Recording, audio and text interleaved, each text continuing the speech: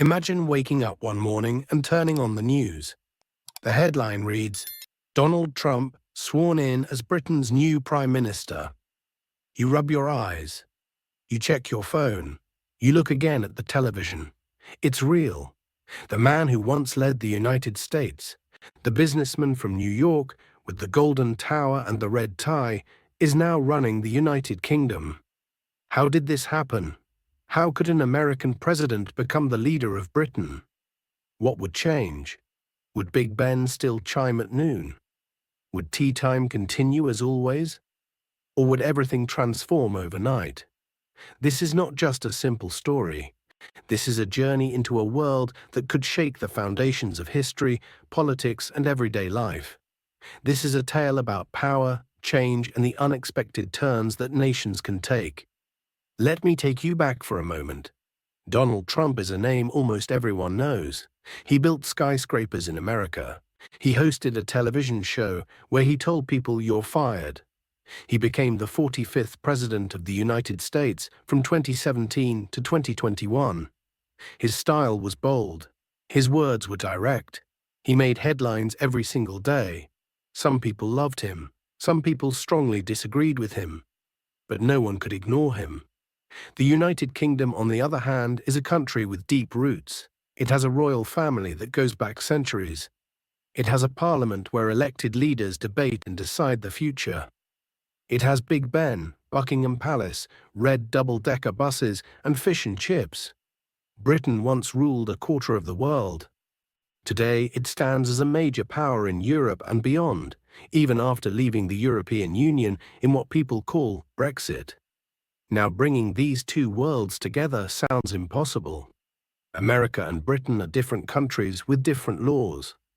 An American cannot just walk into 10 Downing Street and become Prime Minister. Or can they? What if the rules changed? What if circumstances aligned in the strangest way possible? In this video, we will explore every step of this wild journey.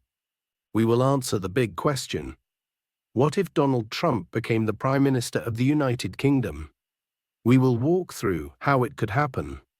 We will see his first days in power. We will watch the British people react. We will look at how the world responds. And we will imagine the long-term effects on Britain, Europe, and the entire globe. This story will have surprises. It will have drama. It will show you sides of politics and power you may never have thought about before. Some parts will seem exciting and full of hope. Other parts will feel concerning and uncertain. That is the nature of big changes in any country.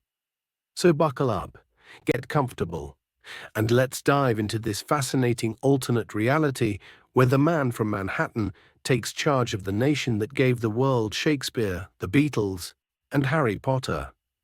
By the end of this video, you will understand not just what might happen, but why it matters. You will see how leadership shapes nations. You will think about what makes a country strong or weak. And you might even ask yourself, could something like this ever really happen? Let's begin our journey. Let's explore the impossible. Let's ask together, what if Donald Trump became the Prime Minister of the United Kingdom? Act 1. How he get power. The year is 2029. The world has changed in ways nobody predicted. Britain faces a crisis unlike anything seen in decades. The economy struggles. Prices for food and fuel climb higher every month. The National Health Service, which provides free healthcare to all British citizens, is stretched thin. Hospitals have long waiting lists. People wait hours just to see a doctor. Strikes happen across the country. Teachers walk out of schools. Train workers refuse to work. The streets of London fill with protesters holding signs that read, "We need change, and where is our future?" The government, led by a traditional politician from one of the old parties, seems stuck. They make promises, but nothing improves. People feel forgotten. They feel angry. They want something different. They want someone different. Meanwhile, something unusual has been happening. Donald Trump, now in his 80s, but still energetic and outspoken, has spent recent years traveling the world. After his time as US president ended, he built new business deals. He appeared on television shows, he gave speeches in different countries, and during these years he developed a special connection with Britain. Trump had always loved Britain. His mother, Mary Ann MacLeod, was born in Scotland. He owned golf courses in Scotland and New Ireland. He visited London many times. He met with British leaders. He had tea with the Queen before she passed away. Britain felt like a second home to him. In 2027, something remarkable happened. Trump applied for British citizenship through his Scottish heritage. The law allowed this. Anyone with a parent or grandparent born in the United Kingdom could claim citizenship. Trump's mother gave him this right. After 2 years of paperwork and legal processes, he became a dual citizen of both America and Britain. Most people thought this was just for business reasons. They thought he wanted to make his UK properties easier to manage. They thought wrong. In early 2029, Trump made an announcement that shocked the world. Standing in front of reporters in Edinburgh, Scotland, he declared his intention to enter British politics. He said he wanted to help the country his mother loved. He said Britain deserved better leadership. He said he could make Britain great again. The reaction was instant and enormous. British newspapers printed headlines in huge letters. Trump enters UK politics. Television debates ran for hours. People argued in pubs, at dinner table, and on social media. Some called it ridiculous. Others called it exciting. Everyone had an opinion. But here is where things get interesting. British law says that any British citizen can run for Parliament. You do not need to be born in Britain. You just need citizenship. Trump had that now. The law also says that the Prime Minister does not have to come from a specific family or background. The Prime Minister is simply the leader of the political party that wins the most seats in Parliament. Trump saw an opportunity. The traditional parties, the Conservatives and Labour, were both struggling. People felt disappointed by both sides. A new political party had formed called the British Reform Party. It was small but growing. They wanted big changes. They opposed many policies of the European Union even after Brexit. They wanted stronger borders. They wanted to cut taxes. They wanted to bring back British pride. Trump met with the leaders of this party. They talked for days. They made a deal.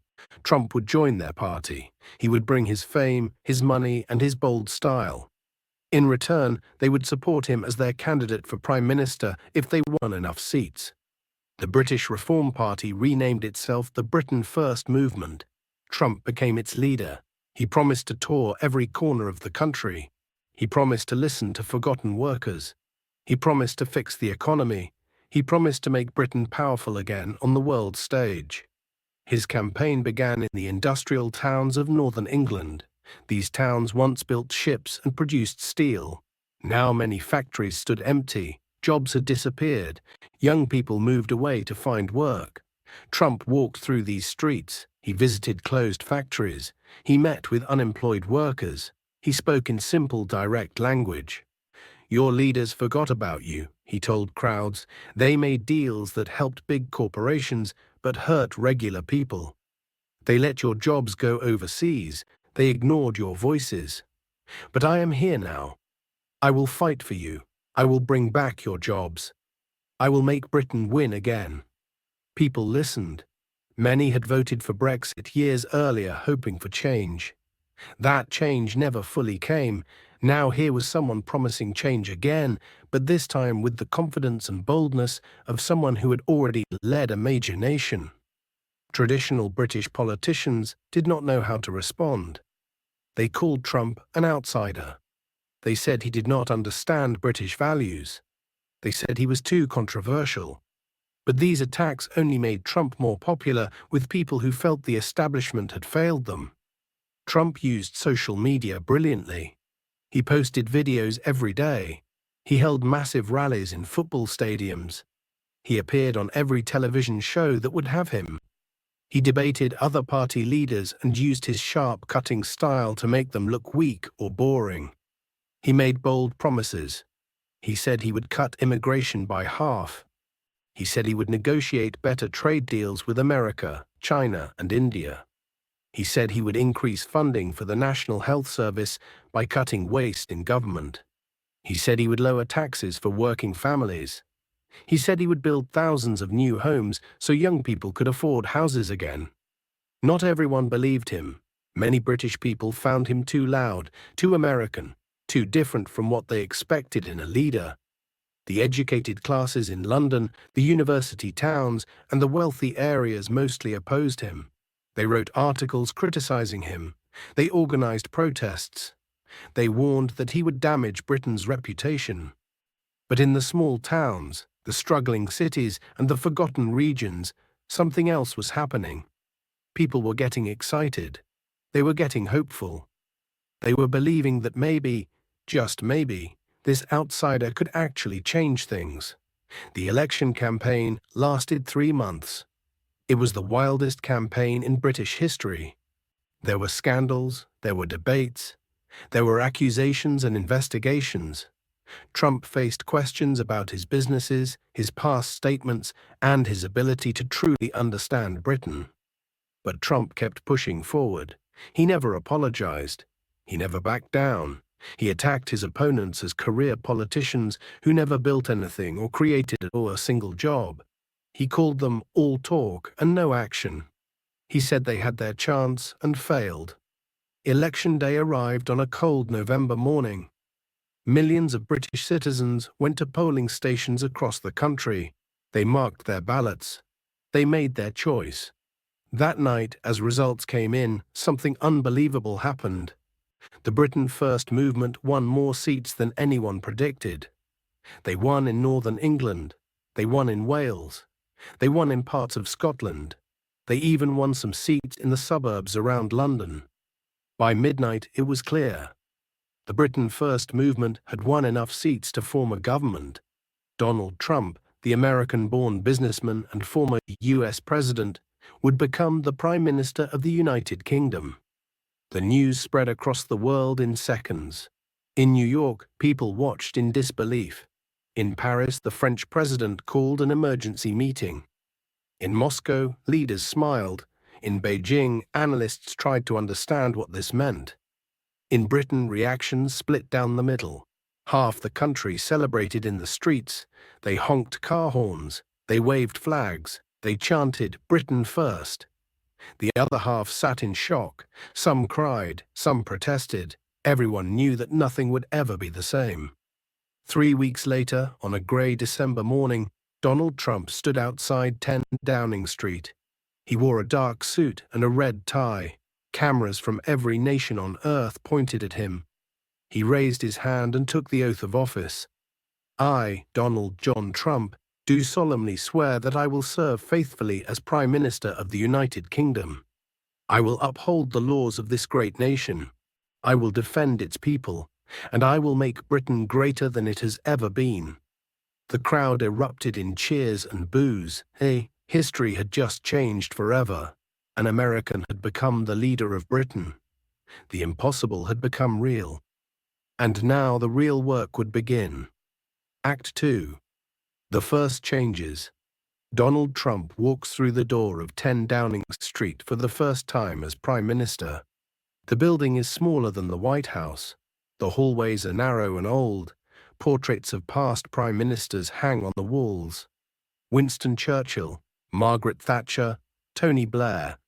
Now his portrait will join them. The staff stands nervously. They have served many leaders, but never anyone like this. Trump looks around and says, "This place needs some work. But we will make it beautiful. We will make it powerful again." His first day in office moves quickly. Trump sits in the cabinet room with his new team. He chose people who think like him. Some are business people. Some are former military officers. Some are politicians from his party who promised loyalty. Traditional civil servants, the people who normally help run the government, watch carefully. They wonder how much will change. Trump's first official act shocks everyone. He signs an executive order, which in Britain is called a statutory instrument, to immediately freeze all new regulations on businesses for 6 months. He says businesses need freedom to grow and create jobs. Too many rules kill dreams, he tells the press. We are cutting the red tape that strangles success. Business leaders cheer, small shop owners feel hopeful, but environmental groups panic. They worry that without regulations, companies will pollute rivers and harm the countryside. Union leaders who represent workers fear that safety rules protecting employees might disappear. On his second day, Trump announces his plan for the National Health Service. He calls it the NHS Rescue Plan. He promises to add £10 billion of funding immediately, but he says the money will come from cutting what he calls wasteful spending in other government departments. He also announces that he will bring in American hospital management experts to make the NHS run more efficiently. Some doctors and nurses feel relieved. They desperately need more resources, but others worry. They fear Trump wants to make the NHS more like the American system, where healthcare costs a lot of money. Protests begin outside hospitals. People carry signs reading "Keep NHS public" and "Our health is not for sale." Trump appears on television that evening. He sits behind the Prime Minister's desk. He looks directly into the camera. "I know you are worried," he says, "but trust me, nobody will lose their free healthcare. Nobody. We will make the NHS better than ever. You will get treated faster. You will have better hospitals. I promise you this." His words calm some people. Others remain suspicious. By the end of his first week, Trump makes another major announcement. He reveals his new immigration policy. He calls it Britain's Borders, Britain's Choice. The plan reduces immigration by 60%. It creates a points-based system that favors skilled workers. It increases deportations of people who entered illegally. It builds new detention centers at ports. The reaction explodes across the country. In towns that voted for Trump, people feel he is keeping his promises. They believe too many immigrants took jobs and housing. They feel their communities change too fast. They support strong borders. But in London, Manchester, and other diverse cities, massive protests erupt. Thousands march through streets. They call the policy racist and cruel. Immigrant families fear being separated. Business owners who depend on immigrant workers worry about losing employees. University leaders warn that fewer international students will come to study. The Archbishop of Canterbury, the leader of the Church of England, speaks out. He says the policy lacks compassion. He reminds everyone that Britain has always been a place of refuge. Trump responds on social media, "We can be compassionate and strong at the same time. Every great nation controls its borders, every single one." The political opposition in Parliament attacks Trump every day. The Labour Party leader calls him a danger to British values. The Liberal Democrats demand a vote of no confidence. The Scottish National Party threatens to hold another independence referendum, saying Scotland does not want to be part of Trump's Britain. But Trump has enough support in Parliament to push forward. His party members vote with him. Some opposition members, especially those from working-class areas, quietly agree with some of his policies, even if they cannot say so publicly. Trump's second week brings economic announcements. He flies to Washington, D.C. to meet with the American president. They negotiate a new trade deal that Trump calls the greatest trade agreement in history. The deal reduces tariffs on British goods sold in America. It makes it easier for British companies to do business there. In return, Britain agrees to buy more American products. American farmers will sell more food to Britain. American technology companies will face fewer restrictions. The deal creates winners and losers. British farmers worry about cheap American food flooding their markets. Some British tech companies fear American giants will dominate. Trump returns to London and signs the deal in a grand ceremony. "This is what happens when you have a leader who knows how to make deals," he announces. Britain and America together are unstoppable. This partnership will bring prosperity to both our nations. The stock market jumps, the value of the British pound increases. Business headlines praise the deal, but economists warn the benefits might not reach ordinary people for years. During his third week, Trump turns his attention to something unexpected. He announces plans to renovate and modernize British infrastructure. He calls it the New Britain Project. The plan includes building high-speed rail lines across the country. It includes fixing old roads and bridges. It includes creating new airports. It includes installing the fastest internet in the world in every home. The cost is staggering. £200 billion over 10 years. People ask where the money will come from. Trump says he will attract private investment from around the world. He says foreign companies will pay to build British infrastructure if Britain gives them good deals. He says the project will create millions of jobs. Construction companies celebrate. Workers who lost manufacturing jobs see new opportunities. Engineers and architects start drawing plans. But critics point out that selling infrastructure to foreign investors means those investors will own important British assets. They worry about losing control. Trump does not care about criticism. He moves fast. Every day brings new announcements, new plans, new controversies. The British government, which usually moves slowly with careful debates and procedures, suddenly races forward. Traditional British politicians feel dizzy. They are not used to this pace. Government normally takes months to study a policy, debate it, revise it, and then implement it. Trump wants everything done immediately. Civil servants work around the clock. They try to write laws and regulations to match Trump's promises. Some quit because they cannot handle the pressure. Others quit because they disagree with the direction. Trump replaces them with people who share his vision. The British media splits into camps. Some newspapers support Trump and print positive headlines. They focus on the stock market gains and the trade deal. They interview people who like the changes. Other newspapers attack him daily. They focus on protests and expert warnings. They interview people who fear the changes. Television becomes a battleground. Every night, commentators debate Trump's actions. Some call him a revolutionary leader who will save Britain. Others call him a dangerous populist who will destroy democratic norms. The debates get heated. Sometimes people shout at each other on air. Meanwhile, ordinary British life begins to change. In some towns, new construction projects start. Roads get repaired. Job postings appear for infrastructure work. People feel hopeful. They see action instead of just political talk.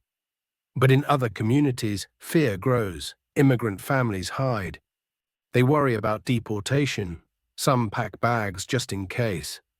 Children at school hear their classmates say hurtful things about immigrants. Teachers try to keep peace, but struggle. The National Health Service sees some improvements. New managers arrive from America. They reorganize hospital schedules. They cut bureaucracy. Some hospitals report shorter waiting times. Patients get treated faster. But nurses complain about increased pressure. They say the American methods treat healthcare like a business focused on numbers instead of people. After 1 month in office, Trump holds his first Prime Minister's questions in Parliament. This is a British tradition where the Prime Minister answers questions from members of Parliament every week. The chamber is packed, every seat is full, cameras broadcast the event live. Opposition leaders attack Trump with tough questions. They ask about immigration families being separated. They ask about NHS privatization fears. They ask about environmental regulations being cut. They demand answers. Trump responds with his signature style. He interrupts. He attacks back. He calls his critics losers who had their chance and failed. He boasts about the stock market and the trade deal. He refuses to apologize for anything. He says he is doing what people elected him to do. The chamber erupts in shouting. Members of Parliament yell at each other. The Speaker of the House, who keeps order, bangs his gavel repeatedly. Order! Order! He shouts. The scene is chaotic. Nothing like this has happened in Parliament in decades. Videos of the clash spread across the internet. Some people find it entertaining. They like seeing their leader fight back against career politicians. Others find it disturbing. They believe Parliament should be dignified and respectful. That evening, Trump appears at a rally in Birmingham. Thousands of supporters fill the arena. They chant his name. They wave British and American flags together. Trump walks on stage to thunderous applause. Today in Parliament, they tried to stop us, he says. The old politicians, the failed leaders, the people who drove this country into the ground. They asked me tough questions. You know what I did? I gave them tough answers. I told them the truth, and they could not handle it. The crowd roars. We are just getting started, Trump continues. In 1 month, we have done more than they did in 10 years. We made a historic trade deal. We are fixing the NHS. We are building new roads and railways. We are taking control of our borders. And we are making Britain respected again. More cheers, more chants. They will fight us every step of the way. But we will not stop. We will not slow down. We will keep our promises. We will make Britain first. We will make Britain great. We will make Britain win. The arena explodes with celebration. People believe in this moment. They believe change is finally happening. They believe their lives will improve. But outside the arena, protesters gather. They hold candles. They sing protest songs. They pray for a different future. They fear what comes next. Britain is divided.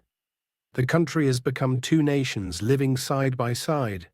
One side celebrates Trump as a bold leader bringing real change.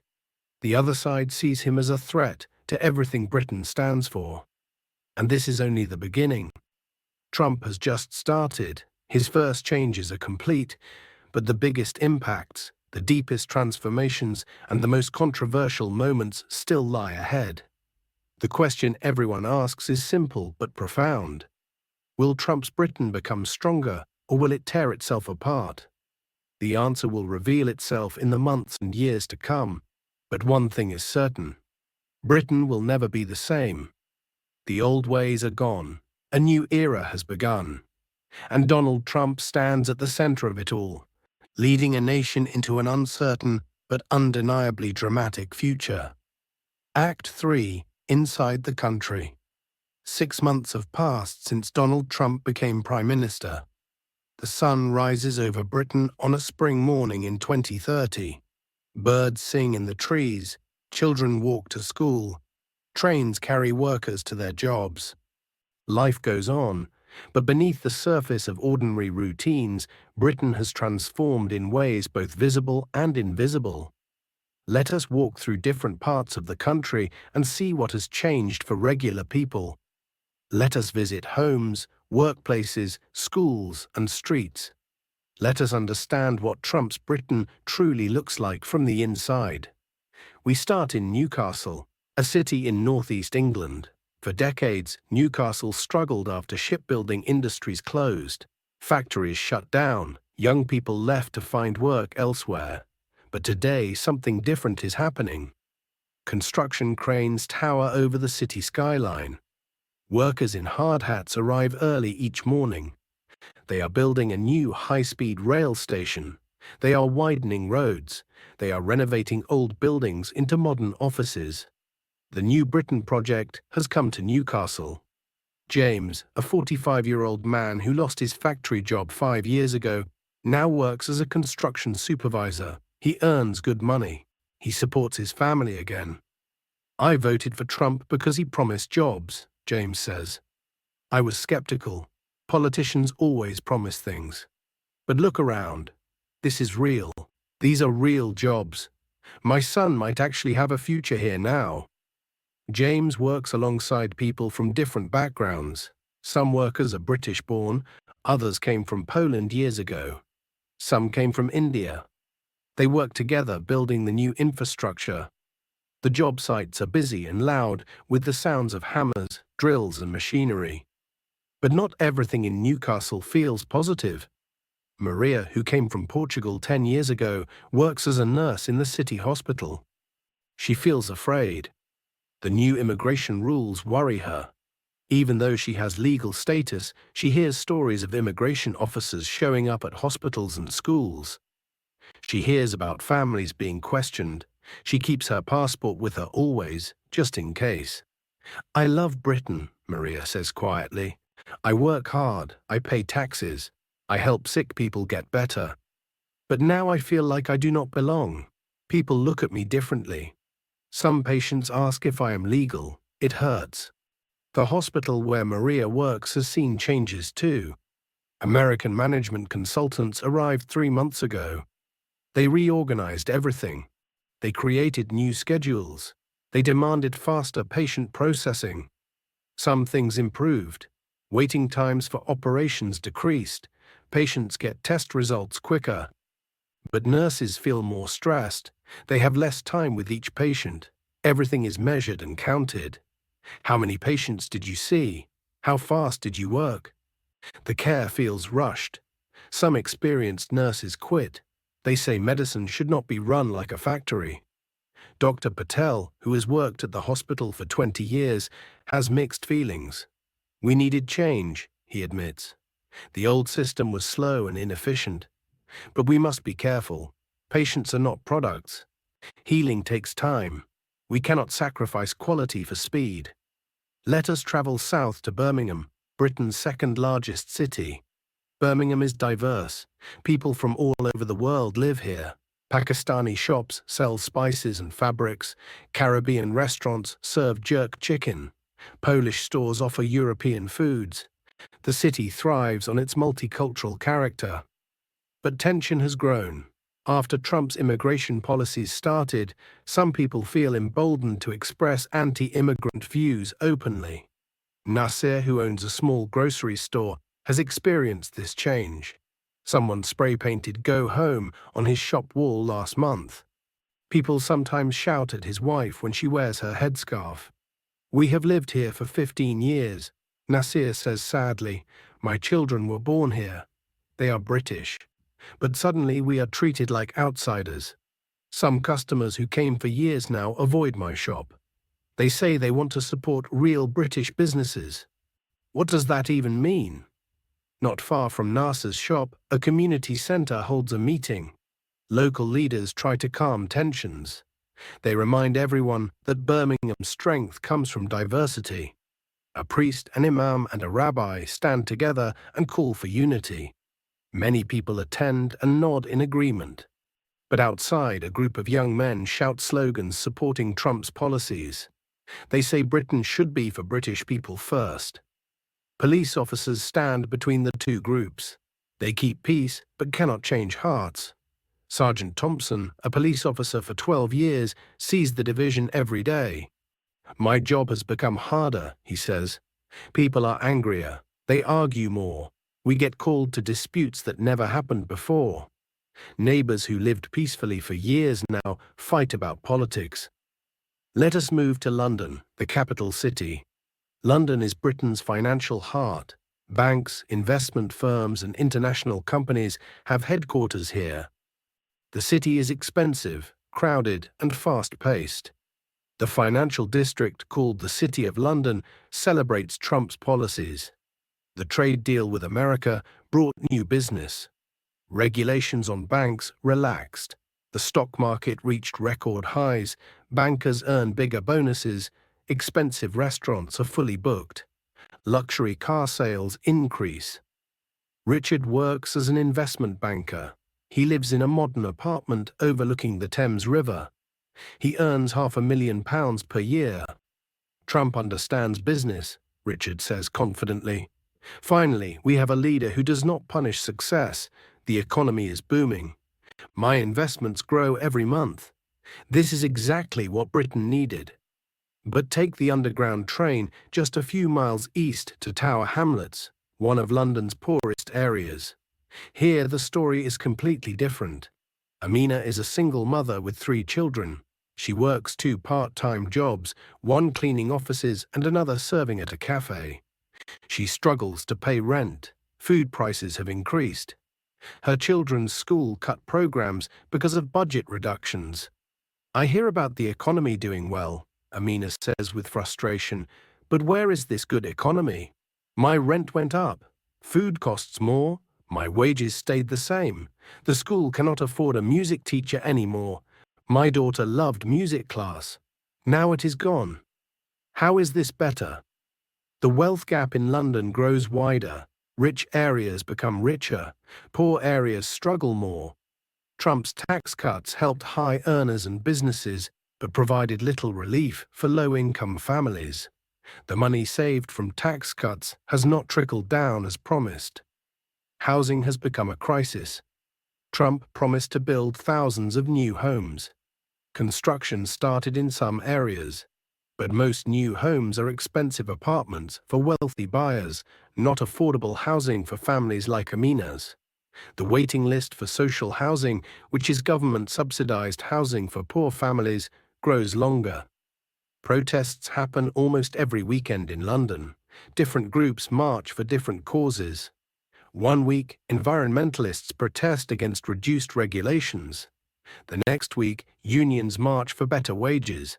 Then anti-racism groups demonstrate against immigration policies.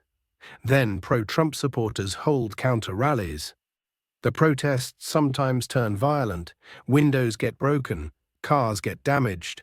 Police in riot gear use barriers and shields. Arrests happen regularly. The tension in London feels like a pressure cooker ready to explode. Let us visit rural England, the countryside with rolling green hills, sheep farms and small villages. Here, life moves slower. People know their neighbours. Traditions matter. The local pub is the centre of community life. In a village called Ashford, population 800, opinions about Trump divide families. The Johnsons, who have farmed their land for 3 generations, support Trump's policies. They believe immigration got out of control. They like his focus on British values and traditions. We want our country back, says Mr. Johnson, age 67, not in a mean way. We just want Britain to feel like Britain again. When I was young, everyone knew everyone. We shared the same values. Now everything changes so fast. Trump promises to slow that down, to protect what makes us British. But his daughter Emma disagrees strongly. She moved to Manchester for university and now works for a charity helping refugees. When she visits home, arguments erupt at the dinner table. "Dad, you cannot turn back time," she says. "The world is connected now. Britain is part of that world. Trump's policies are cruel. They hurt innocent people. They make us look bad internationally." These arguments happen in homes across rural England. Families split between old and new visions of Britain. Some relationships break. Parents stop speaking to children. Siblings take opposite sides. Politics has become personal and painful. The countryside faces economic questions too. The trade deal with America means cheap American beef and chicken flood British supermarkets. British farmers cannot compete with American prices. Some farms face bankruptcy. Trump promised subsidies to help, but the money arrives slowly and covers only some losses. Tom, a dairy farmer, sits in his barn and worries. "I voted for Trump because he said he would help farmers," Tom explains. "He said he would put Britain first. But now American milk powder comes in cheaper than what I produce. How does that help me? I might lose the farm my grandfather built." Schools across Britain experience significant changes. Trump's education reforms arrived swiftly. The government increased funding for science, technology, engineering, and mathematics programs. These subjects, called STEM, receive new equipment and better teachers. Students learn computer coding and robotics. This prepares them for modern jobs. But funding for arts, music, history, and literature decreased. Schools cut these programs to save money. Teachers who love these subjects feel heartbroken. They believe education means more than just job training. It means developing complete human beings who think, create, and understand their culture. Miss Peterson has taught English literature for 20 years. She watches her program shrink. Shakespeare, poetry, classic novels, she says.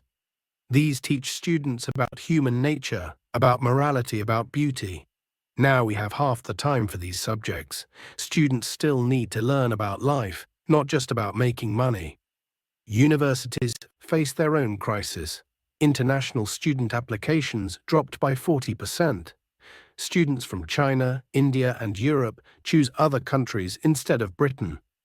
They worry about immigration policies and whether they will feel welcome. Universities depend on international student fees. Without that money, some programs close. Professors lose jobs. Research projects end. Professor Williams teaches physics at Oxford University. Science is international, he says. The best research happens when brilliant minds from everywhere work together. Trump's policies make foreign scientists hesitate to come here. We are losing talent to America, Germany, and Canada. This will hurt British science for decades. Healthcare continues to be the most controversial topic. The NHS receives more funding as Trump promised. Some improvements are real. New MRI machines arrive at hospitals, more doctors and nurses get hired. Emergency rooms treat patients faster. But the American management style creates problems. Hospitals now compete against each other for government funding based on performance metrics. The hospitals that see more patients and spend less money get more funding next year. This creates incentives to rush care and avoid expensive treatments. Some hospitals start refusing difficult cases. If a patient needs very expensive treatment, the hospital might transfer them elsewhere. This never happened before. The NHS was supposed to treat everyone equally, regardless of cost. Dr. Ahmed works in emergency medicine. She sees the changes up close. We are measured on speed now, she explains. How fast did you discharge this patient? Can we treat them as outpatients instead of admitting them? Every decision is about cost. I became a doctor to heal people, not to worry about budgets every minute. Rumors spread that Trump plans to allow private companies to run some NHS hospitals. The government denies this firmly, but leaked documents suggest discussions are happening. Protests explode whenever these rumors surface. The NHS is sacred to many British people. They fear losing it. Mental health services face the worst cuts. Funding for depression, anxiety, and other mental health treatment decreases. Waiting lists for therapy grow to 6 months or longer. Suicide prevention programs close. Mental health charities warn of a crisis, but their warnings get ignored in favor of focusing on physical health metrics that are easier to measure. The environment becomes another battleground. Trump rolled back regulations on pollution and carbon emissions. He says British businesses need freedom from expensive environmental rules. This will help them compete globally and create jobs. Some businesses celebrate. Factories run without costly environmental equipment. Energy companies expand operations. Construction projects move faster without environmental reviews. All this creates economic activity and employment. But rivers show signs of increased pollution. Air quality worsens in industrial cities. Wildlife organizations report declining bird and insect populations. Climate activists warn that Britain is abandoning its commitment to fight climate change. Sarah, age 17, attends climate protests every Friday instead of going to school. My generation will inherit this planet, she says passionately. Adults are destroying it for short-term profits. Trump does not care about the future. He cares about money today. We will pay the price tomorrow. Her parents disagree with her protests. They think she should focus on education and getting a good job. This creates tension at home. Sarah feels her parents do not understand the urgency. Her parents think she is too idealistic and influenced by activists. Crime and policing change under Trump's leadership. He introduces tougher laws for criminals, longer prison sentences, less early release, more police officers on streets. He calls it law and order restored. Many people feel safer. Police visibility increases in neighborhoods that had high crime rates. Response times improve. Some dangerous criminals go to prison for longer periods. But prisons become overcrowded. Facilities built for 600 prisoners now hold 900. Conditions worsen. Rehabilitation programs get cut due to lack of space and funding. Experts warn this will create more crime in the future because prisoners leave without skills or support. Young men from minority communities feel targeted. Stop and search operations increase dramatically. Police stop and question young Black and Asian men at much higher rates than white youth. Community leaders protest that this is racial profiling. Police say they follow crime statistics and patrol high-crime areas. Marcus, age 19, has been stopped by police 7 times in 6 months. He has no criminal record. He is a university student studying law. Every time I walk home at night, I expect to get stopped, Marcus says. They ask where I'm going. They search my bag. They check my ID. My white friends never experience this. It makes me feel like a criminal in my own country. The media landscape transforms completely. Trump attacks newspapers and television channels that criticize him. He calls them fake news and enemies of the people. He promotes media outlets that support him. He gives exclusive interviews to friendly journalists and freezes out critical ones. The BBC, Britain's public broadcaster, faces enormous pressure. Trump demands they provide balanced coverage, which really means more positive coverage.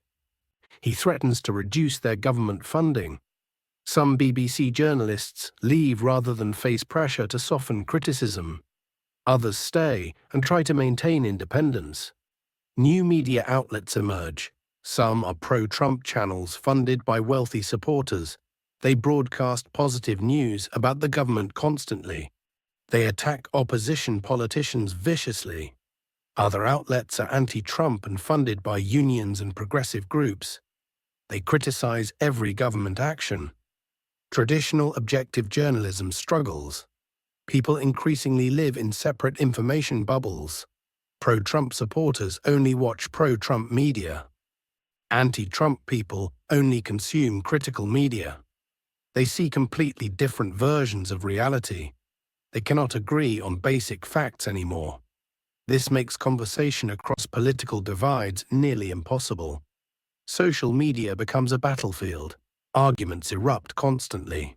Family members unfriend each other on Facebook. Twitter threads turn into angry shouting matches. Some people quit social media entirely because the toxicity damages their mental health.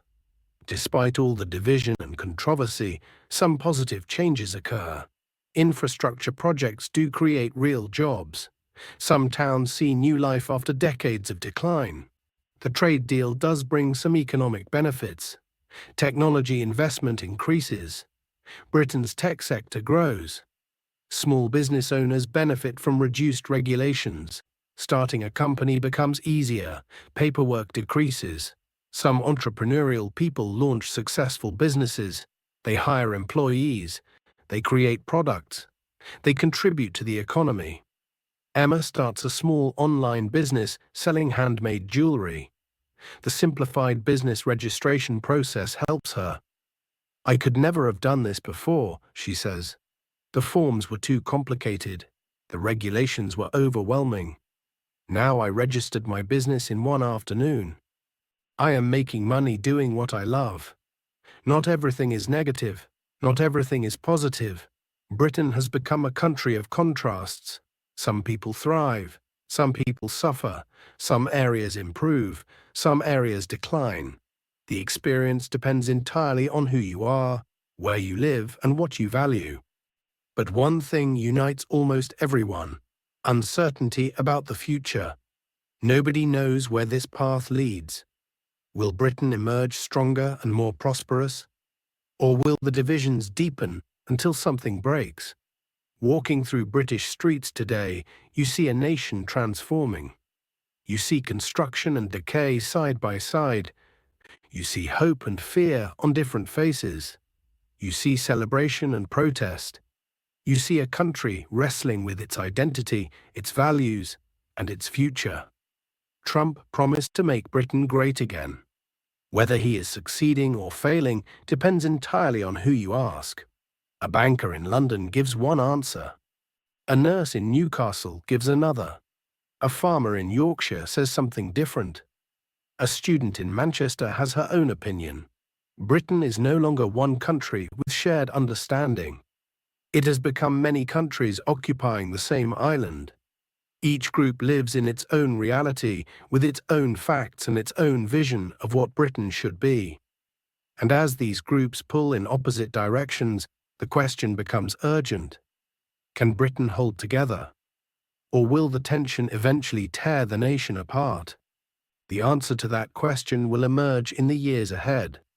But for now, in the spring of 2030, Britain lives in a state of dramatic transformation. The old order has died, the new order is still being born, and in that space between death and birth, anything can happen. Act 4. The world reacts. The sun never sets on global politics. When Britain changes, the world pays attention. When Donald Trump becomes Prime Minister of the United Kingdom, every capital city from Washington to Beijing sits up and takes notice. The reactions come swiftly, and they reshape international relationships in ways nobody predicted.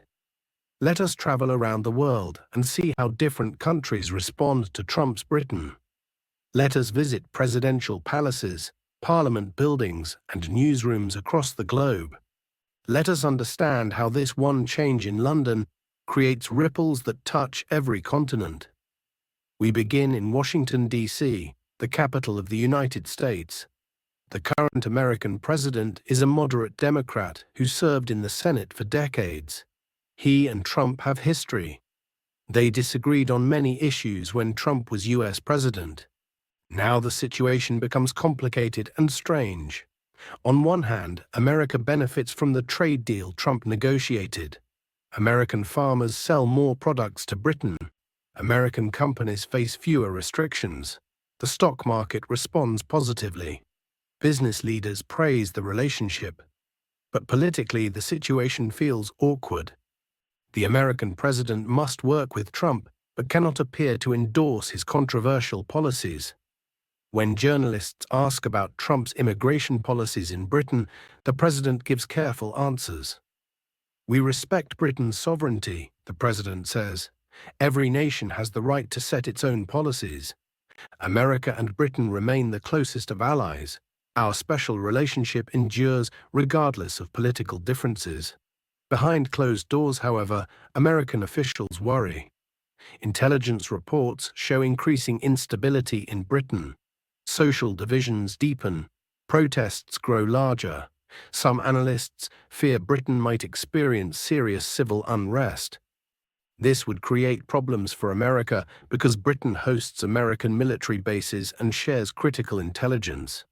The CIA sends agents to monitor the situation. They report back to Washington about the mood on British streets. The reports paint a concerning picture of a nation dividing against itself. American media covers Trump's Britain extensively. Conservative networks mostly praise him. They show footage of new construction projects and rising stock markets.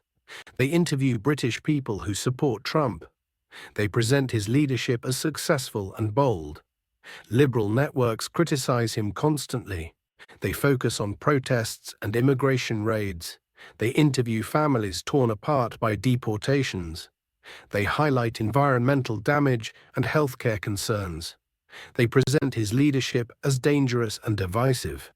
This coverage deepens political divisions within America itself. Trump's British success energizes American conservatives who want similar leadership at home. American progressives point to the chaos and protest it creates. Britain becomes a symbol in American political arguments, just as America once was for British debates. Let us fly across the Atlantic to Brussels, Belgium, the headquarters of the European Union. The relationship between Britain and the EU has been complicated since Brexit. Britain left the European Union years before Trump became Prime Minister. But Trump's leadership creates new tensions. European leaders watch Trump's Britain with deep concern. They worry about the precedent it sets. If a populist outsider can succeed in Britain, could similar leaders rise across Europe? Several European countries already have strong nationalist movements. Trump's success might inspire them. The President of France speaks at a European Council meeting. We must be vigilant, he warns other leaders. What happens in Britain today could happen here tomorrow. We must show European citizens that our way works. We must deliver prosperity and security through cooperation, not nationalism. Germany's Chancellor agrees. She announces new investments in European infrastructure and social programs. The message is clear. Europe will prove that traditional democratic institutions can deliver results better than populist disruption. But not all European leaders criticize Trump. The Prime Minister of Hungary, who leads his own nationalist government, praises Trump's approach. Finally, Britain has a leader with courage, he says publicly. A leader who puts his nation first. Other countries should learn from this example. Poland's government also responds positively. They see Trump's strong stance on borders and national sovereignty as validation of their own policies. Italy's ruling party sends representatives to London to study Trump's methods. Europe begins to fracture over Trump's Britain. Southern and Western European nations criticize him. Eastern European nations show more support. This division weakens European unity and makes collective action harder. Trade between Britain and Europe becomes complicated. Trump renegotiates several agreements. He demands better terms for British exports. He threatens tariffs on European goods if Europe does not cooperate. The negotiations become tense and bitter. French wine exports to Britain face new inspections and delays at ports. German cars encounter additional paperwork. These obstacles are technically legal but clearly designed to pressure Europe. European businesses complain to their governments. European governments complain to Britain. Trump ignores the complaints. Europe needs Britain more than Britain needs Europe, Trump declares confidently. They will come around, they always do. We hold the cards. Some European businesses relocate operations from Britain to avoid complications. Financial firms move from London to Frankfurt and Paris.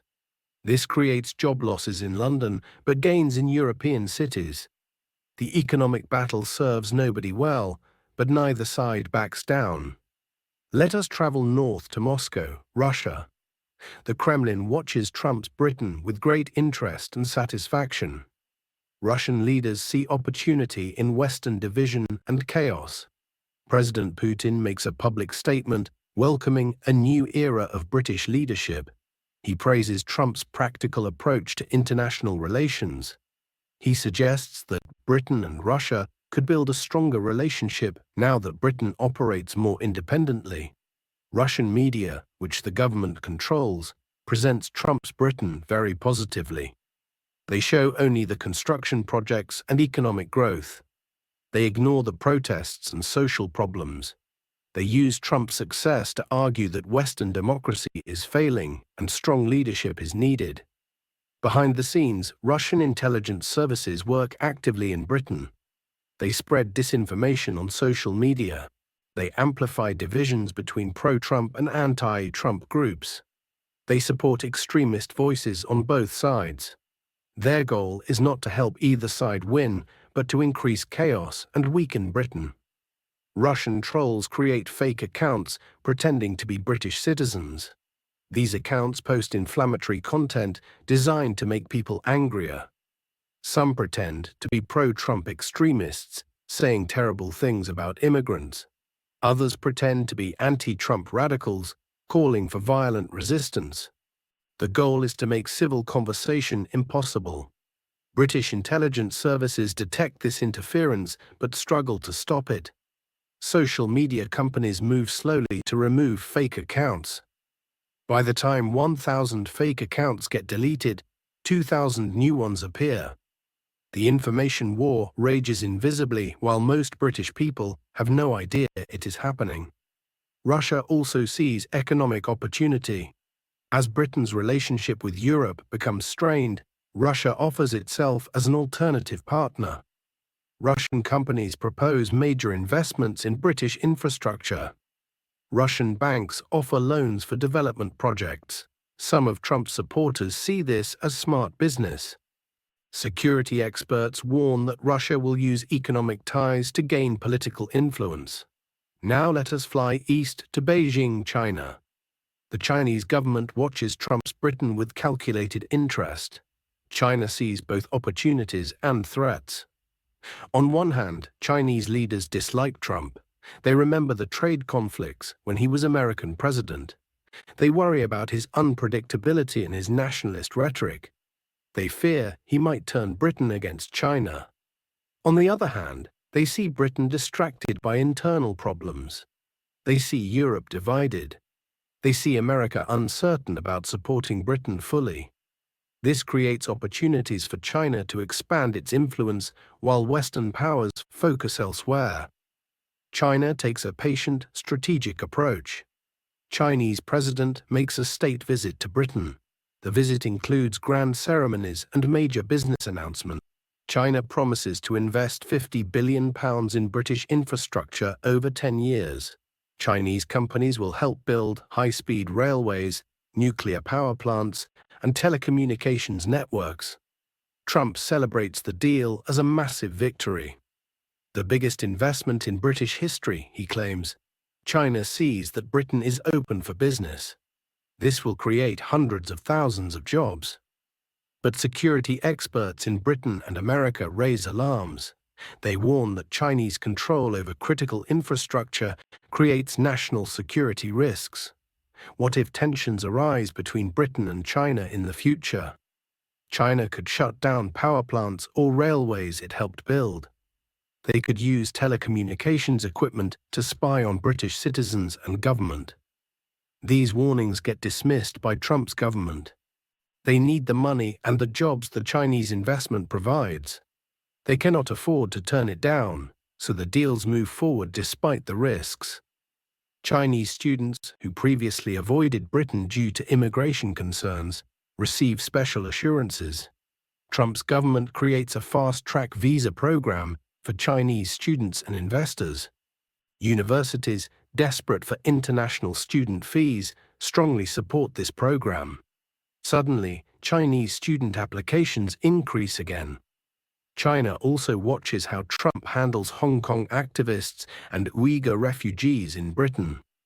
Before Trump, Britain criticized China's human rights record and offered asylum to people fleeing Chinese persecution. Under Trump, Britain becomes quieter about these issues. The government says less about human rights. Some asylum applications from Chinese dissidents get rejected when previously they would have been accepted. Human rights organizations in Britain protest loudly. They accuse Trump of sacrificing British values for Chinese money. Trump responds that Britain must be practical. We cannot solve every problem in the world, he says. We must focus on British interests first. Let us visit the Middle East, where reactions vary dramatically across different countries. In Saudi Arabia and the United Arab Emirates, leaders welcome Trump's Britain. These countries appreciate his business-focused approach and his tough stance on immigration.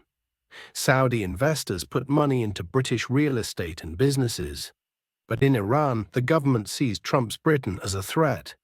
They remember Trump's hostile policies toward Iran when he was US president. Britain traditionally played a more diplomatic role in Middle East conflicts. Under Trump, Britain aligns more closely with Saudi Arabia and against Iran. This shift increases regional tensions. Israel's government strongly supports Trump's Britain. The Israeli Prime Minister visits London and receives a warm welcome.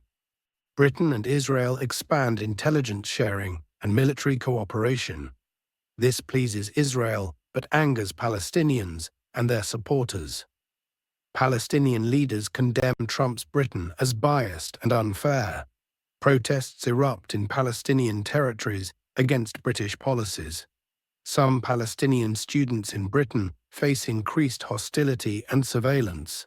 Jewish communities in Britain have mixed reactions. Some support Trump's strong relationship with Israel.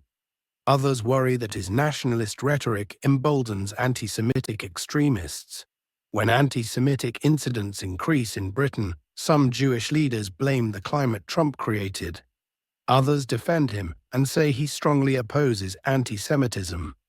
Muslim communities across Britain face the most direct impact of changing foreign policy.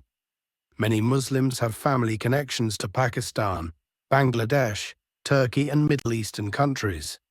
When British foreign policy shifts, it affects them personally. Mosques receive increased surveillance. Some Muslim community leaders get questioned by police about their sermons and activities. The government says this is necessary for security.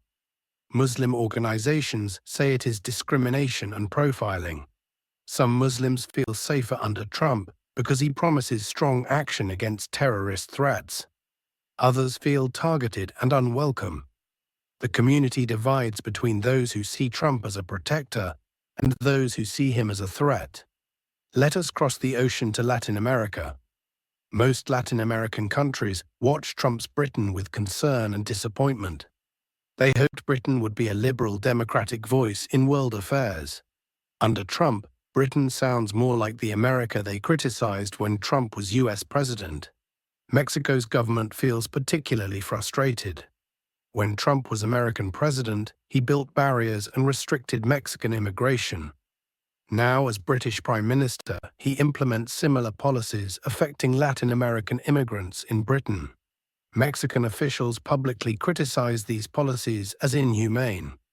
But some Latin American countries see opportunity.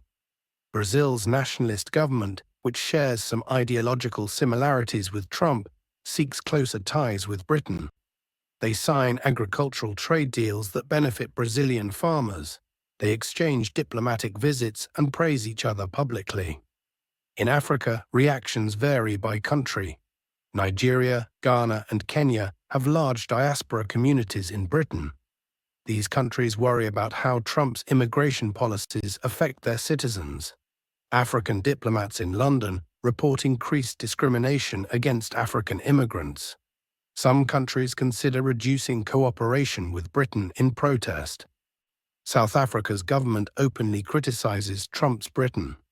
They remember apartheid and see parallels in Trump's divisive policies. The South African president gives a speech condemning the return of racial division in Britain. This creates diplomatic tension between the two countries. But some African nations focus on economic opportunities.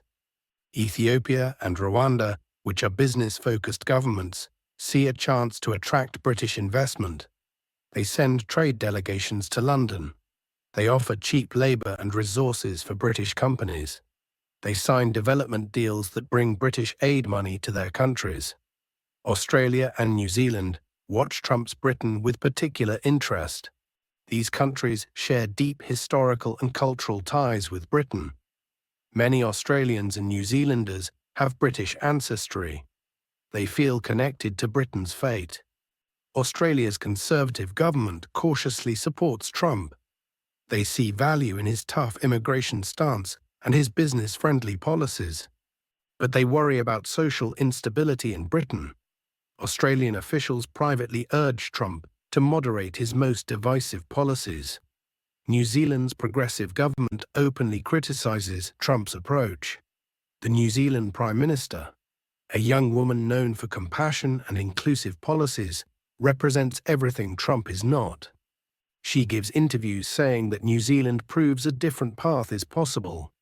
You can have strong borders and a strong economy without dividing your people, she says. You can be proud of your country without putting others down. This creates a subtle competition. New Zealand and Britain, both small islands with British heritage, now represent opposite visions of national success. International observers compare them constantly. Which model works better? Which country will be more prosperous and stable in 10 years? Canada faces an unusual situation.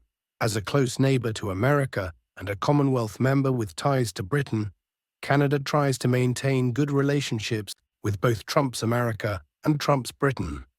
This becomes a delicate balancing act. Canadian officials publicly say all the right diplomatic things.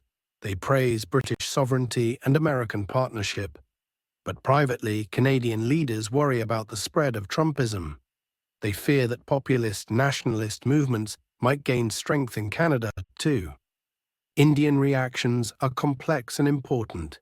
India has massive historical connections to Britain through colonial history. Millions of people of Indian heritage live in Britain. India is also a rising global power with growing economic and political influence. The Indian government takes a pragmatic approach.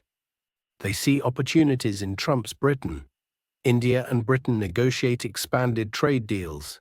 Indian technology companies invest heavily in British infrastructure projects. Indian students continue coming to British universities in large numbers. But Indian officials watch carefully how British Indians are treated. When reports emerge of increased discrimination against Indian immigrants, the Indian government raises concerns privately. They make clear that any widespread mistreatment of Indian citizens could damage the relationship. Some Indian commentators note the irony. Britain once colonized India and treated Indians as second-class citizens. Now India is a rising power, while Britain struggles with division and uncertainty. The power dynamic has shifted dramatically. Japan and South Korea watch Trump's Britain with nervous attention. These countries depend on stable Western democracies to balance against China and North Korea. They worry that Britain under Trump becomes more unpredictable and less reliable as a partner. Japanese diplomats increase their visits to Britain.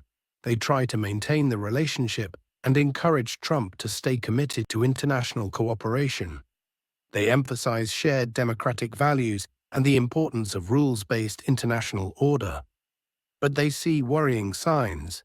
When Trump makes his deal with China without consulting allies, Japan and South Korea realize they cannot fully depend on Trump's Britain. They quietly strengthen their relationships with Germany and France as alternative European partners. International organizations face difficult decisions about Trump's Britain. The United Nations must deal with a permanent Security Council member that increasingly ignores international norms. Britain under Trump pulls back from some UN commitments. They reduce funding for some UN programs. They criticize UN bureaucracy as wasteful and ineffective. The World Trade Organization struggles as Britain challenges existing trade rules. Trump's government files numerous complaints and demands special treatment. They argue that old rules do not serve Britain's interests anymore. This threatens the entire system of international trade governance. NATO, the military alliance between North American and European countries, experiences new tensions. Britain remains committed to NATO, but demands other members increase their contributions. Trump personally calls out countries spending less than required on defense. Some allies resent being lectured by Trump. Others agree with his point, but dislike his aggressive approach. Climate negotiations suffer significantly. Britain withdraws from several climate commitments. Trump argues that fighting climate change should not hurt the economy. British representatives at international climate conferences face protests and criticism. Some countries threaten to impose carbon tariffs on British goods in response. The global media creates narratives about Trump's Britain that spread worldwide. These narratives shape how billions of people understand what is happening. Progressive media outlets present Britain as a cautionary tale. They show protests, division, and environmental damage. They interview suffering families and worried experts. Their message: this is what happens when you elect a populist nationalist. Do not let this happen in your country. Conservative media outlets present Britain as a success story. They show construction projects, rising stock markets, and confident leadership. They interview satisfied business owners and employed workers. Their message: this is what strong leadership looks like. Your country needs this too. Both narratives contain some truth and some exaggeration. Reality is more complex than either version admits. But complexity does not grab attention like simple stories do. So the world understands Trump's Britain through these competing simplified narratives. Tourist numbers to Britain drop significantly. Some people avoid Britain because they perceive it as unwelcoming or unstable. Others avoid it to make a political statement. Tourism businesses in London, Edinburgh, and other cities suffer. But some tourists come specifically because of Trump. His supporters from around the world visit to see Trump's Britain with their own eyes. They attend rallies and buy souvenirs. They return home with stories of British revival and transformation. This creates a new kind of political tourism. International students face tough decisions about studying in Britain. British universities have excellent reputations, but students from immigrant backgrounds worry about safety and welcome. Application numbers drop from most countries except China and a few nations with special visa arrangements. Some talented academics leave Britain for positions in other countries. They feel uncomfortable with the political environment. They worry about research funding cuts. They see better opportunities elsewhere. This brain drain weakens British universities over time. Meanwhile, some academics move to Britain precisely because they support Trump's vision. They see an opportunity to promote different ideas without facing criticism from progressive academic establishments elsewhere. This begins shifting the ideological balance in British universities. Global companies make strategic decisions about Britain. Some expand their British operations, attracted by lower taxes and reduced regulations. Others reduce their British presence, concerned about instability and trade complications. The net result is mixed, with some sectors growing and others shrinking. The pound sterling, Britain's currency, experiences wild fluctuations. During positive economic news, it strengthens.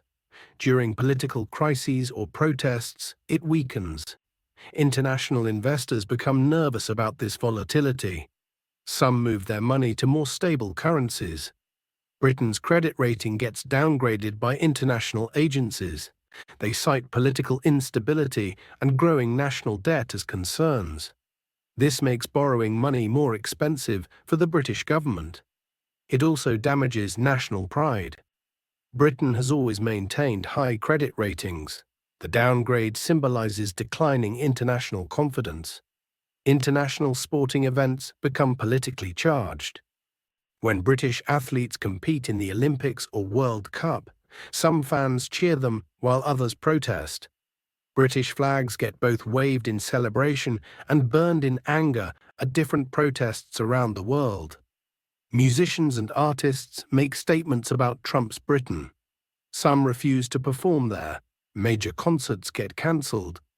Others specifically tour Britain to show support or solidarity with British people struggling against Trump's policies. Culture becomes another battlefield in global opinion. The Commonwealth, an association of countries with British historical ties, experiences tension. Some Commonwealth nations support Trump's Britain. Others distance themselves from it. The organization tries to maintain unity, but struggles. The Queen, and then King Charles after her, worked to hold the Commonwealth together through diplomatic efforts.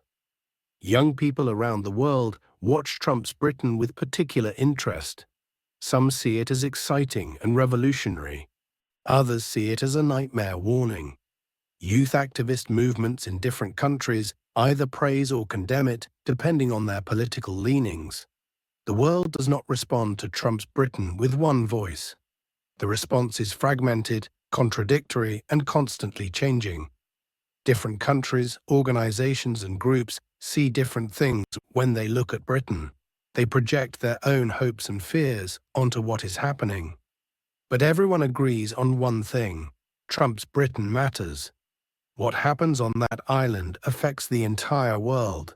Trade flows, security arrangements, diplomatic relationships, cultural exchanges, and political movements all shift in response to British changes. The world cannot ignore Britain under Trump. For better or worse, Britain has become central to global conversation again. After years of declining international relevance following the end of the British Empire, Britain has become important once more. Not important in the old way, as a colonial power controlling other nations, but important as a symbol, as an experiment, as a question about the future of democracy and nationalism in the modern world. Every country watches and wonders, could this happen here? Should this happen here? What can we learn from Trump's Britain? The answers to these questions will shape international politics for a generation. And those answers remain uncertain as Trump's Britain continues its dramatic, controversial, and unpredictable journey into an unknown future. Act 5. The Future and Legacy. 5 years have passed since Donald Trump became Prime Minister of the United Kingdom. The calendar now shows 2034. Trump is in his late 80s, but still active, though he has announced this will be his final term. Britain stands at a crossroads, looking back at what has changed and forward to what comes next. Let us examine what Britain has become after 5 years of Trump's leadership. Let us see which of his promises came true and which failed. Let us understand how history will remember this extraordinary period. Let us imagine what happens when Trump eventually leaves power. The economic picture shows mixed results that economists will debate for decades. On paper, some numbers look impressive. The British economy grew at an average rate of 3% per year, faster than most European nations. Unemployment dropped to its lowest level in 40 years. The stock market reached heights never seen before. Foreign investment poured into the country, especially from America and China. The New Britain project, Trump's massive infrastructure plan, is now mostly complete. High-speed rail connects major cities. Roads have been rebuilt. Airports expanded. Internet speed in Britain ranks among the fastest in the world. These are real physical achievements that change daily life for millions of people. Manchester now connects to London in 90 minutes by train instead of 2 hours. Liverpool's port handles twice as much cargo as before. Glasgow has a new airport serving international flights directly. These improvements help businesses and make life more convenient. But look deeper, and the picture becomes complicated. Most of the infrastructure is owned or partly owned by foreign companies. Chinese corporations control significant portions of the rail network and power generation. American firms own major highways. These companies extract profits from British citizens who use these services. The wealth gap widened dramatically. The richest 10% of British society became much richer. Their investments grew. Their property values increased. They paid less tax and made more money. The bottom 50% saw almost no real wage growth. When adjusted for inflation, many working-class families actually earn less than they did 5 years ago. Housing remains in crisis. Yes, new homes were built, but not enough affordable ones. Property prices in London and the southeast reached levels where average workers cannot possibly buy. Young people increasingly accept they will never own homes. They rent small apartments for high prices, while landlords grow wealthy. The National Health Service presents perhaps the most controversial legacy. Waiting times for routine procedures decreased. Emergency care improved. More doctors and nurses work in the system now. These improvements are real and save lives. But the NHS transformed in fundamental ways. Private companies now run significant portions of the service. These companies operate hospitals and clinics under contracts with the government.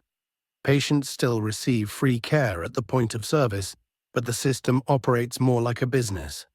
Some services disappeared completely. Mental health care was cut severely. Care for elderly people with dementia shrunk. Rare disease treatments became harder to access because they cost too much. The NHS focuses on high-volume, measurable services that look good in statistics. Dr. Ahmed, who we met earlier, now runs a private clinic. She left the NHS after 3 years of Trump's reforms. "I could not practice good medicine anymore," she explains. "Everything was about numbers and speed.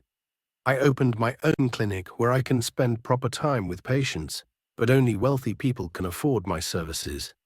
The people who need help most cannot reach me. This breaks my heart."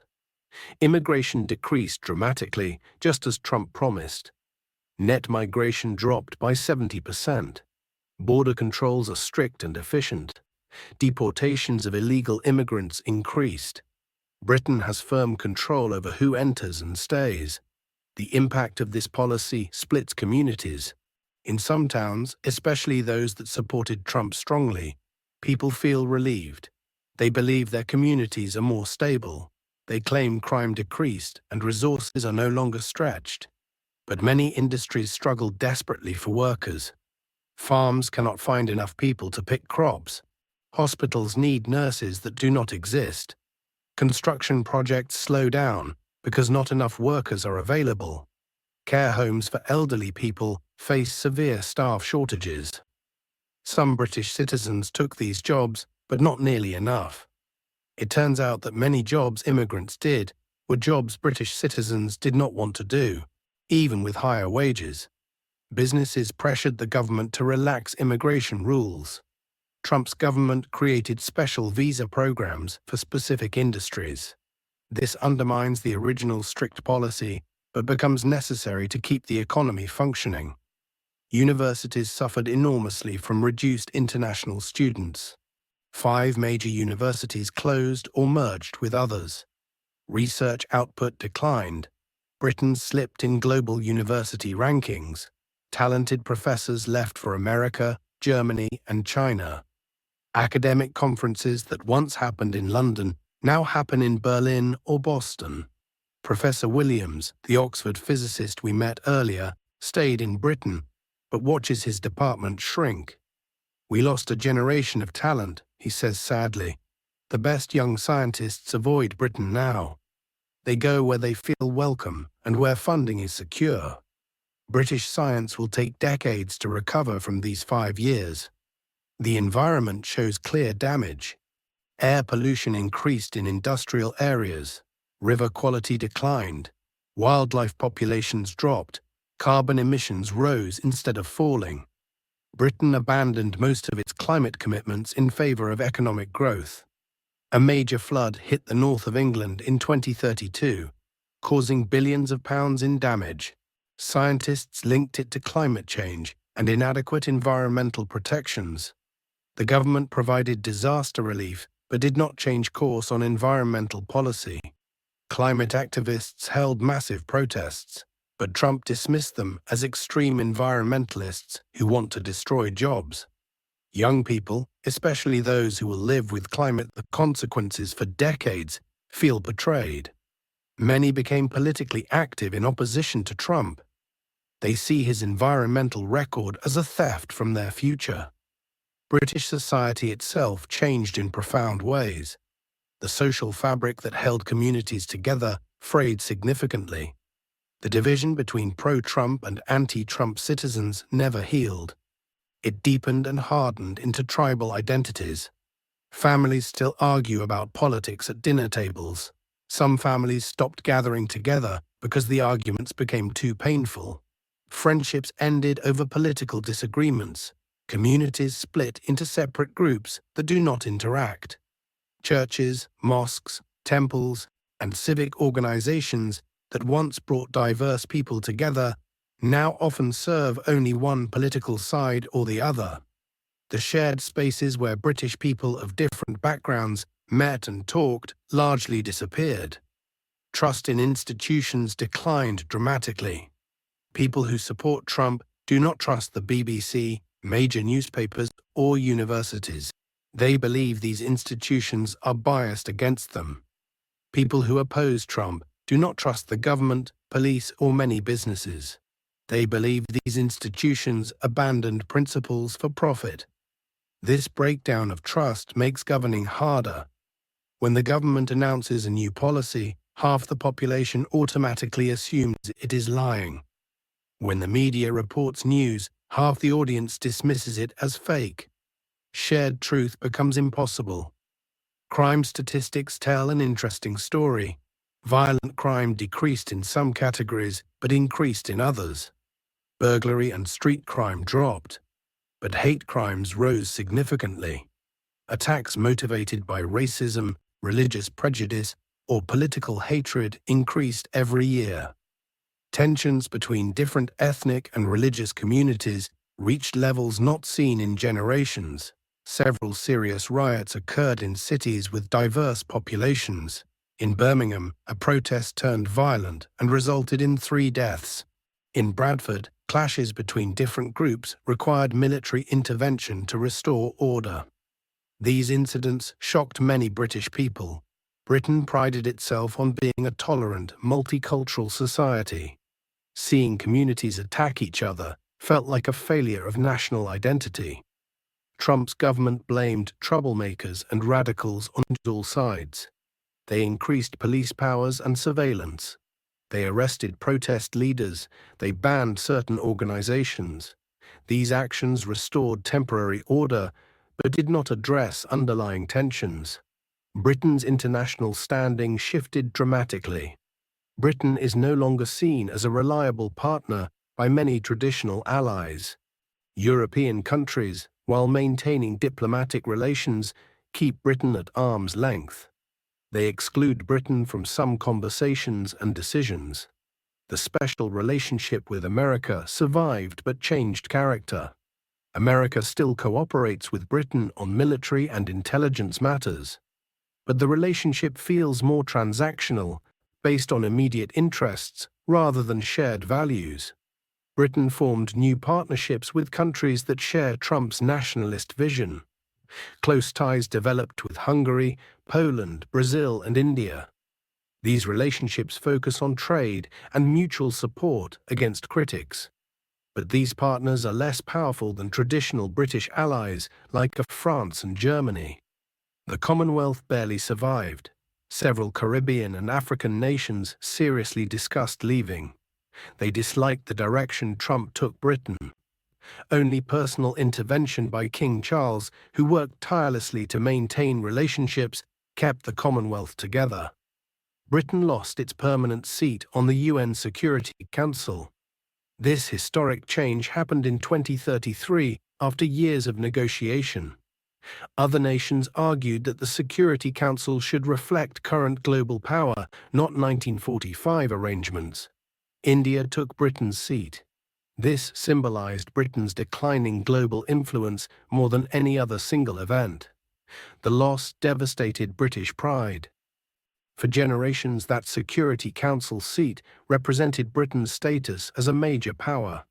Losing it felt like accepting that Britain was now a middle-sized nation, not a great power. Trump tried to spin the loss as unimportant. "The UN is useless anyway," he said. "We don't need their permission to be great." But many British people felt humiliated. As Trump's time in office nears its end, questions about succession dominate political discussion. Trump, now in his late 80s, will not run again. His health, while still good, shows age. He moves slower. He sometimes forgets details. He remains sharp, but not as energetic as before. The Britain First movement must choose a new leader. Several candidates emerge. Some want to continue Trump's policies exactly. Others want to moderate and heal divisions. Still others want to push even further in a nationalist direction. The moderate candidate, a former businesswoman named Sarah Mitchell, promises to keep economic policies but reduce social divisions. "We can be proud of Britain without being angry at each other," she says. "We can control our borders while treating immigrants with dignity." We can be strong and kind at the same time. The hardline candidate, a former military general named James Crawford, promises to finish what Trump started. We have not gone far enough, he declares. We need to be stronger on immigration, tougher on crime, and bolder in standing up to our enemies. The opposition parties, weakened but still alive, prepare their own candidates. Labour offers a young progressive woman who promises to reverse Trump's policies.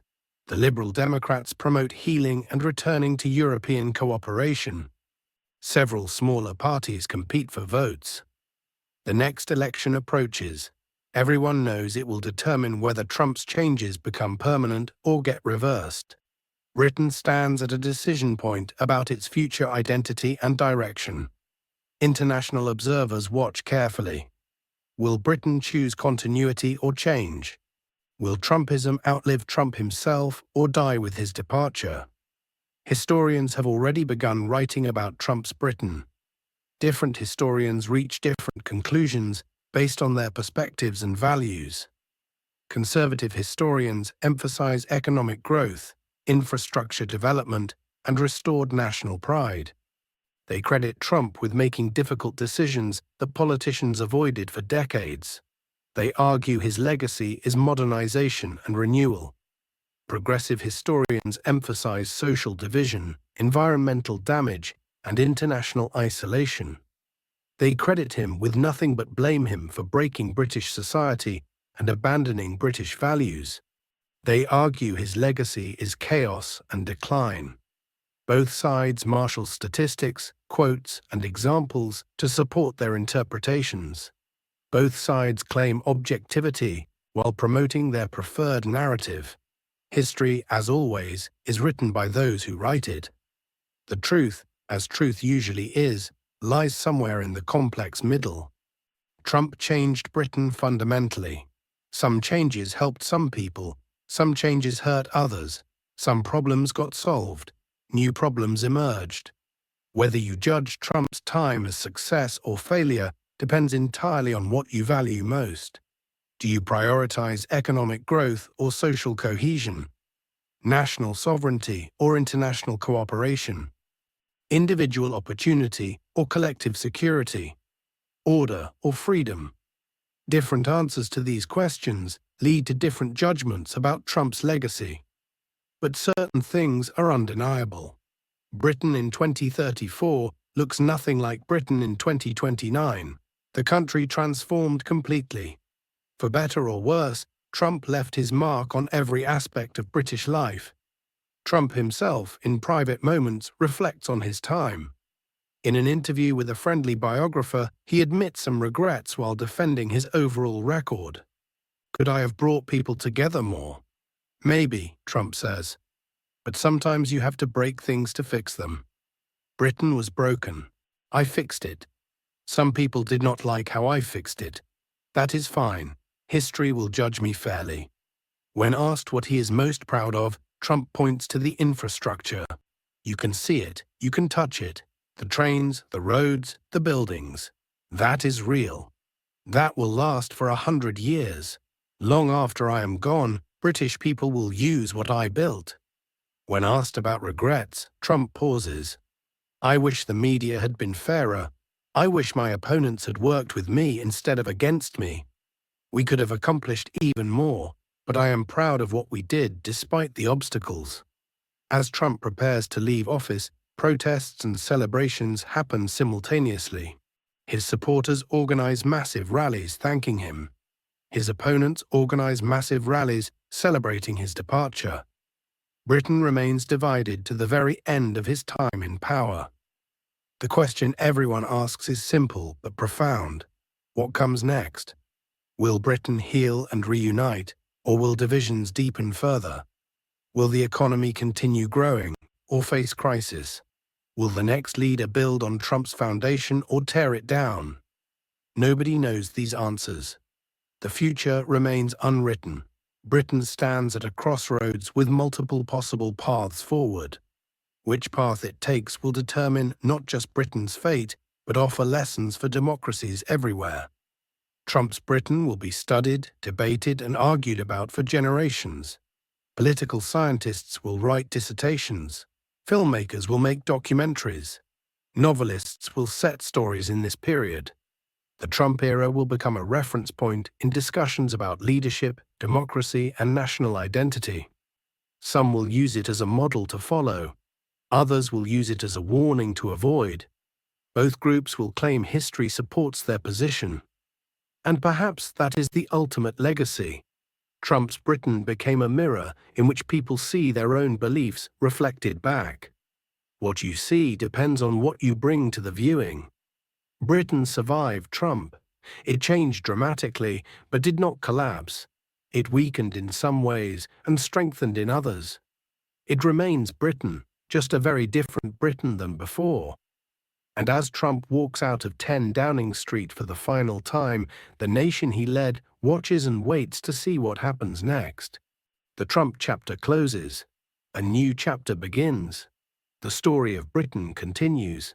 Final thoughts. The story ends, but the questions remain. We have journeyed through an alternate reality where the impossible became possible. We watched an American businessman and former president cross the Atlantic and take control of one of the world's oldest democracies. We saw how he rose to power. We witnessed his first bold moves. We felt the impact on ordinary people.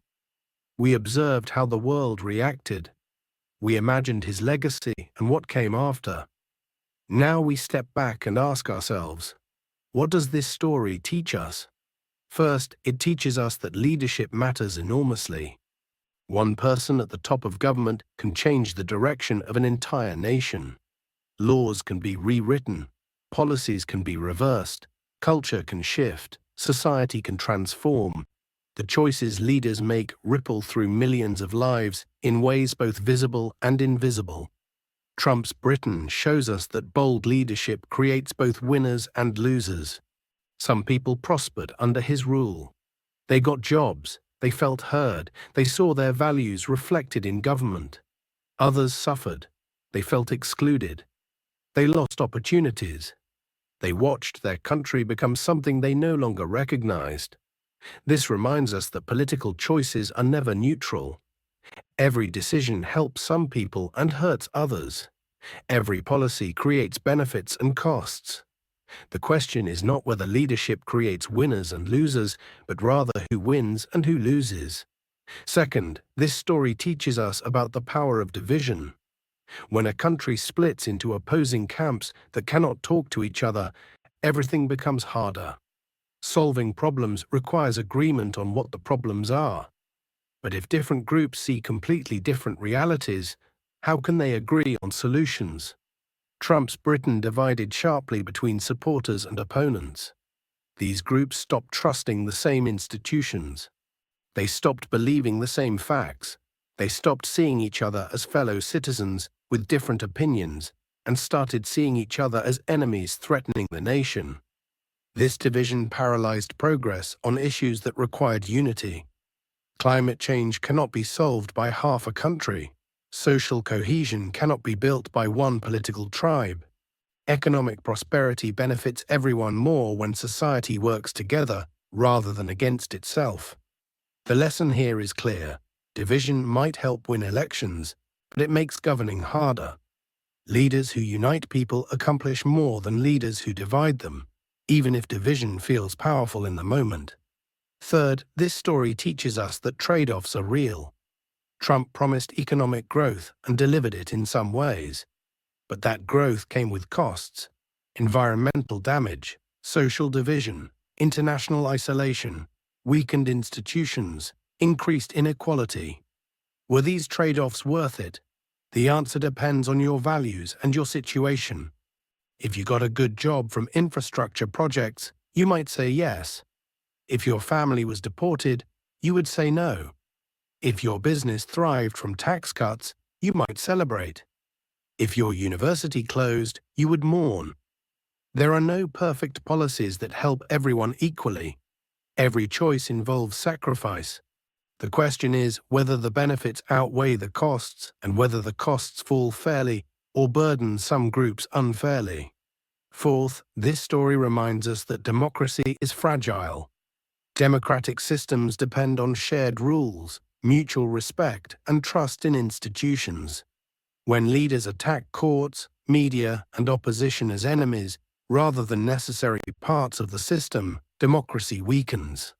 Trump's Britain remained democratic in the technical sense. Elections still happened, parliament still functioned, courts still operated. But the spirit of democracy, which requires good faith cooperation, even between opponents, deteriorated significantly. Once trust breaks down, rebuilding it takes generations. Once institutions lose legitimacy in the eyes of large portions of the population, restoring that legitimacy becomes incredibly difficult. Democracy survives on more than just procedures. It survives on culture and norms that can be damaged faster than they can be repaired. Fifth, this story shows us that nationalism is powerful but dangerous. Pride in your country can be positive. It can motivate sacrifice for the common good. It can create unity and purpose. But nationalism can also create arrogance, hostility toward others, and blindness to your own faults. Trump's Britain put Britain first, but in doing so damaged relationships with allies and partners. Short-term national advantage came at the cost of long-term international cooperation. Solving global problems like climate change, terrorism, and economic instability requires countries working together, not competing against each other. The lesson is that healthy patriotism celebrates your country while respecting others. Toxic nationalism elevates your country by putting others down. One builds a better world. The other creates conflict and isolation. Sixth, this story teaches us about the importance of immigration and diversity. Trump's strict immigration policies delivered what supporters wanted: reduced immigration and stronger borders. But the economic and social costs were higher than expected. Industries that depended on immigrant labor struggled. Universities that attracted international talent declined. The cultural richness that diversity brings to food, art, music, and ideas diminished. Britain became more homogeneous, but also less dynamic and innovative. Immigration poses real challenges. Integration takes work. Rapid demographic change creates friction. But the benefits of immigration, properly managed, outweigh the costs. Diverse societies are stronger, more creative, and more economically successful than closed societies, even though diversity requires effort to manage well. Seventh, this story reminds us that the world is connected. What happens in one country affects others. Trump's Britain changed global trade patterns. It shifted diplomatic relationships. It inspired both admirers and critics in other nations. It demonstrated that major powers cannot act in isolation, even if they want to. In our modern world, every country depends on others for trade, security, technology, and resources. Attempting complete independence or radical isolation always fails. The question is not whether to engage with the world, but how to engage in ways that protect your interests while building mutually beneficial relationships. Finally, this story teaches us that the future is uncertain and shaped by our choices. Trump's Britain could have gone many directions. Different choices would have produced different outcomes. History is not predetermined. It unfolds based on the decisions leaders and citizens make every day. This means we have agency. We can shape our societies through the leaders we elect, the policies we support, and the actions we take as citizens. We are not passive victims of history. We are active participants in creating it. So we return to the question we asked at the beginning. What if Donald Trump became the Prime Minister of the United Kingdom? The answer is complex. Some things would improve. Some things would worsen. Some people would celebrate. Others would protest. The country would change dramatically, but not collapse. Life would continue, but differently. But perhaps the more important question is this: what does this thought experiment teach us about leadership, democracy, and society? It teaches us that leadership has consequences. That division weakens nations, that every policy involves trade-offs, that democracy requires care and maintenance, that nationalism must be balanced with cooperation, that diversity strengthens societies, that countries are interconnected, and that we shape our own futures through the choices we make. These lessons apply not just to Britain or Trump, but to every country and every leader. They remind us to think carefully about who we give power to and what values we want our societies to reflect. As you finish this video, ask yourself some questions. What kind of leader do you want for your country? What are you willing to sacrifice for economic growth or national security? How do you balance pride in your country with respect for others? How do you heal divisions in society? What kind of future do you want to build? These questions have no easy answers. Reasonable people disagree about them. But they are the questions that determine the fate of nations and the quality of our shared lives. The story of Trump's Britain is imaginary, but the lessons it teaches are real. The challenges it explores exist in every democracy. The choices it presents face every generation. We cannot predict the future. We cannot know what leaders will emerge or what crises will arrive.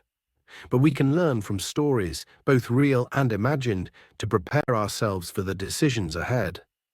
So as you go about your day, remember this story. Remember that leadership matters. Remember that choices have consequences.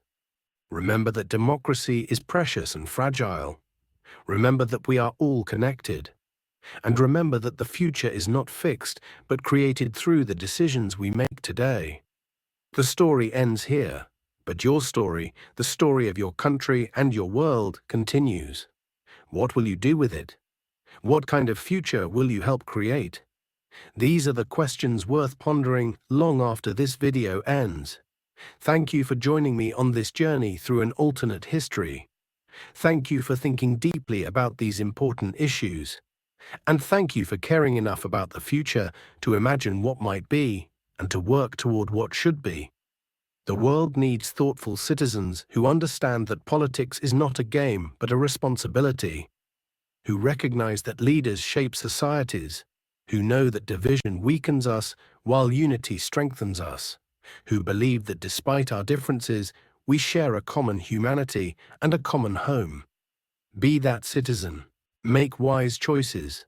Demand good leadership. Protect democratic institutions. Build bridges instead of walls. And never forget that the future depends on what we do in the present. This is the end of our story. But it is just the beginning of the conversation we all need to have about leadership, democracy, and the future we want to build together. What if Donald Trump became the Prime Minister of the United Kingdom? Now you know one possible answer, but more importantly, you know the questions we must all ask ourselves about power, society, and the kind of world we want to create.